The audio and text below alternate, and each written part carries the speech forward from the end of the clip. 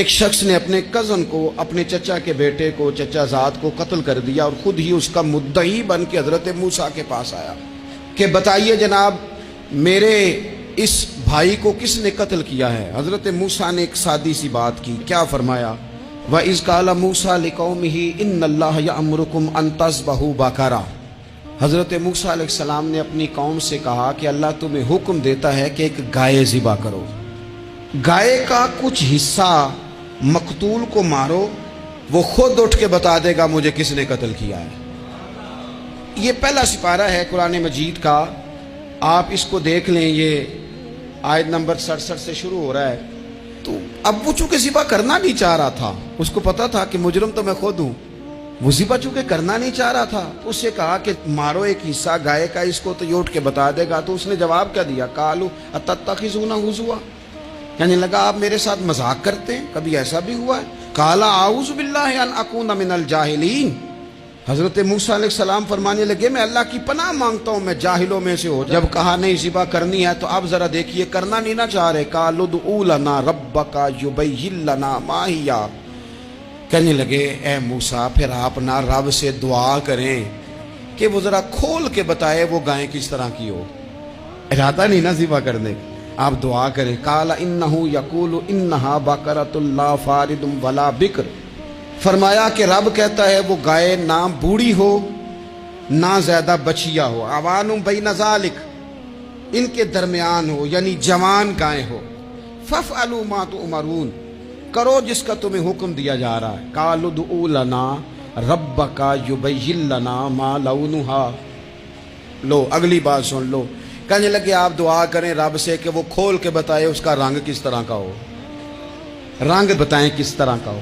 قال انہ یقول انہا بقرۃ صفراء، فرمایا رب فرماتا ہے کہ صفراء رنگ کی ہو، یعنی گہرے زرد رنگ کی ہو، کہ رب فرماتا ہے اس طرح کی گائے ذبح کرو۔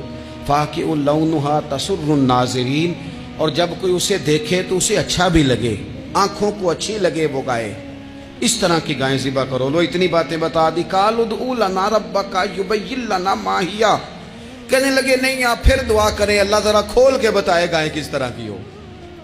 ان البقرہ تشابہ علینا، ہمیں ذرا گائیں پر شبہ پڑ گیا ہے کس طرح کی ذبح کرنی چاہیے۔ وَإِنَّا انشاءاللہ لمہتدون، اگر اللہ نے چاہا تو ضرور ہم ہدایت پا جائیں گے۔ پھر اللہ تعالیٰ نے فرمایا کہ قال انہ یقول انہا بقرۃ لا ذلول تثیر الارض، گائیں اس طرح کی ہو کہ وہ کبھی کھیتی میں نہ چلائی گئی ہو، یعنی اس کو کبھی کام نہ اس سے لیا گیا ہو۔ بیل کو لوگ لگاتے تھے نا، جو کام آج ٹریکٹر سے لیا جاتا ہے وہ گائے بیل سے لیا جاتا تھا، تو وہ کھیتی باڑی کے کام نہ اس کو لگایا گیا ہو۔ ولا تسقی الحرث، اور نہ اس سے پانی نکالا گیا ہو، نہ کھیت چلانے ہل چلانے میں لگائی گئی ہو، اور وہ جو کنواں ہوتا تھا جس کے گرد گائیں گھومتی تھی، تو کہا وہ بھی کام اس نے نہ کیا ہو گائے نے۔ مسلمۃ لا شیۃ فیہا، وہ ہر عیب سے پاک ہونی چاہیے۔ قالوا الآن جئت بالحق،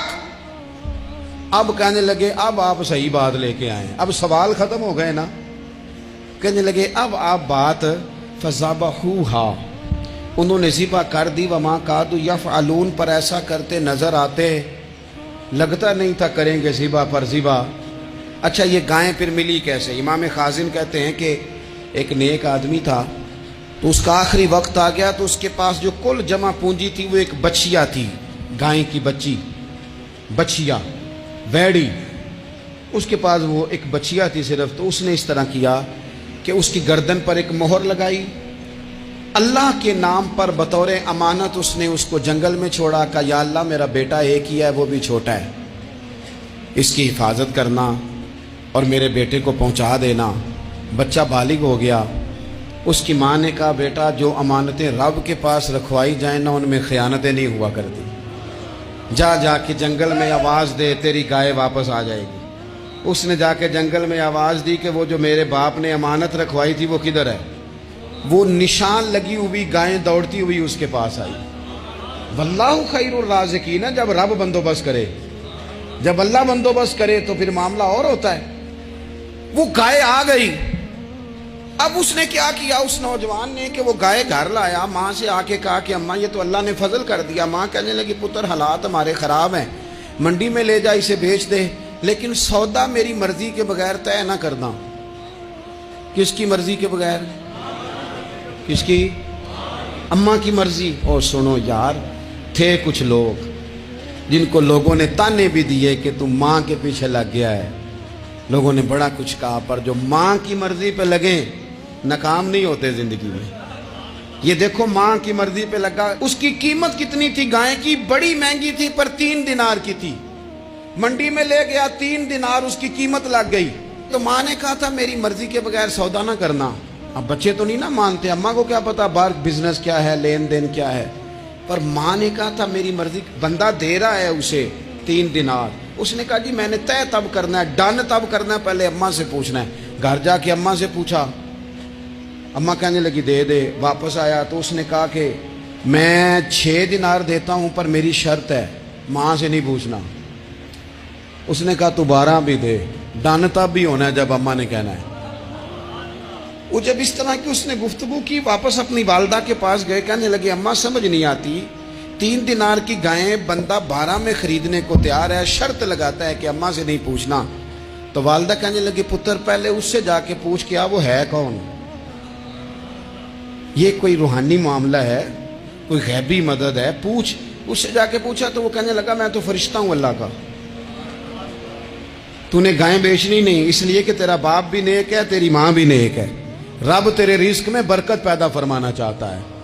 ماں باپ نیک ہونا، رزق میں برکت ہو جاتی ہے۔ ماں باپ نیک ہوں، ان کی صالحیت کا اثر پہنچتا ہے بچوں تک۔ رزق حلال کما کے لانے والے ہوں تو گھر میں برکت ہوتی ہے۔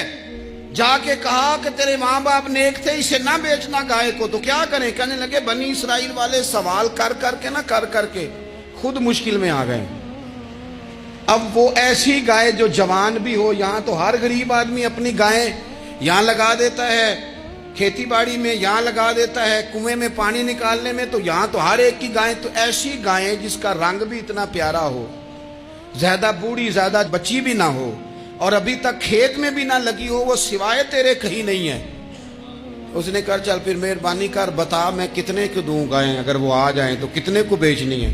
اسے کہنا کوئی نہیں، ریٹ تو زیادہ کرنا ہی نہیں۔ ان سے کہنا گائے کے اندر سے گوشت نکال دیں اور جتنا گوشت ہے اتنے پیسے بھر دیں، اس کی کھلڑی بھر دیں۔ اب وہ بنی اسرائیل والے ڈھونڈتے پہنچ گئے، کہا جناب گائیں 3 دینار کیا 6 لے لو۔ اس نے کہا نہ بھائی، ذبح کروں گا، گوشت نکالوں گا، جتنا وزن گوشت کا اتنے پیسے بھرو گے کھال میں تو پھر گائے تمہیں ملے گی۔